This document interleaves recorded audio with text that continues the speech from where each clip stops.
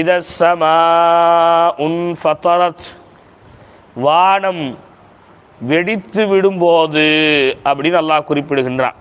வானம் இருக்கு இல்லையா, வானம், இந்த வானம் என்பது கியாமத்து நாளுடைய அருகாமையில், கியாமத்து நாளின் போது இந்த வானம் என்பது அப்படியே வெடித்து சிதறக்கூடியதாக இருக்கிறது.